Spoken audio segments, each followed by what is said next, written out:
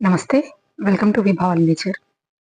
రోజు వర్షాలు పడుతున్నాయి కాబట్టి చాలా రోజులైంది నేను నీమ్ ఆయిల్ గానీ, పెస్ట్ ఆయిల్ గానీ స్ప్రే చేయక.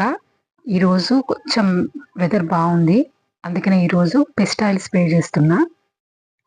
కొంచెం మందారం మొక్కలకి అక్కడక్కడ ఈ మిల్లీ బగ్స్ రావడం జరిగింది. దానికోసం అని చెప్పేసి నేను గార్డెన్ అంతా కూడా స్ప్రే చేసేస్తున్నా.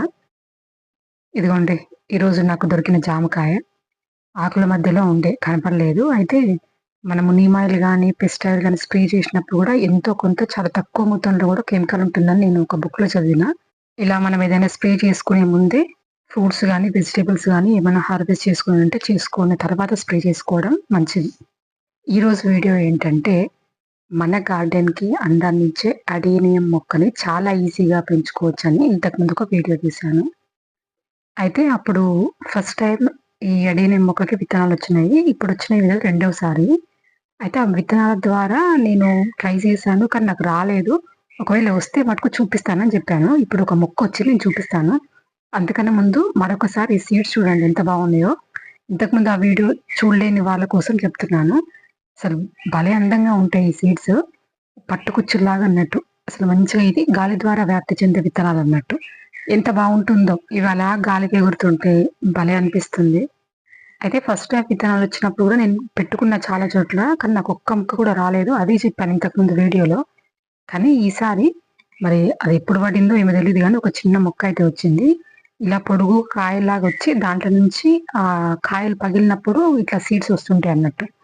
మనం దాన్ని సెపరేట్‌గా తీసి వేయాల్సిన అవసరం ఏం లేదు. అవే గాలి ద్వారా వేరే వేరే చోటికి వెళ్ళిపోతుంటాయి. ఇదిగోండి, మందార మొక్క ఉన్న టబ్‌లో పడింది. దాంట్లో మొత్తం కలుపొస్తే ఇది కూడా కలుపు మొక్కని తీసేసి చూస్తే ఎడీనియం మొక్క భలే ముద్దుగా అనిపించింది. దాన్ని తీసి నేను ఇట్లా టీ కప్స్ ఉంటాయి కదా, మనకి ఇప్పుడు ఎక్కువగా టీ ఇలా మట్టి కప్స్ లో ఇస్తున్నారు కదా, అవి 2 ఉండే దాంట్లో పెట్టుకున్నాను. ఇది కొమ్మ అని మాత్రం అనుకోవద్దు. మనం స్టెమ్ కటింగ్ చేసినప్పుడు కింద కూడా లావుగా ఉంటుంది చూడండి, కింద సన్నగా ఉంది. దానికి మంచిగా రూట్స్ వచ్చినాయి చూడండి. విత్తనాలు పెట్టుకొని ఎదురు చూసి వదిలేసిన చాలా రోజుల తర్వాత ఇప్పుడు మళ్ళీ నాకు ఈ మొక్క వచ్చింది. అంటే భూమి మీద విత్తనం పడితే అప్పటికప్పుడు కాకపోయినా కూడా ఎప్పుడో ఒకసారి మొలకెత్తడం అనేది జరుగుతుంది.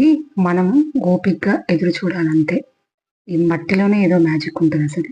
ఇలాంటి కప్స్ ఎక్కడైనా ఉంటే మాత్రం తెచ్చుకోండి. మీరు ఎప్పుడైనా టీ తాగినప్పుడు ఇలాంటి కప్స్‌లో తాగితే అవి ఎలాగో వాళ్ళు డస్ట్‌బిన్‌లోనే వేయమంటారు కాబట్టి తీసుకొచ్చుకుంటే మనం చిన్న చిన్న ఇలాంటి మొక్కలు పెట్టుకోవడానికి ఎవరికైనా గిఫ్ట్ ఇవ్వడానికి బాగుంటుంది.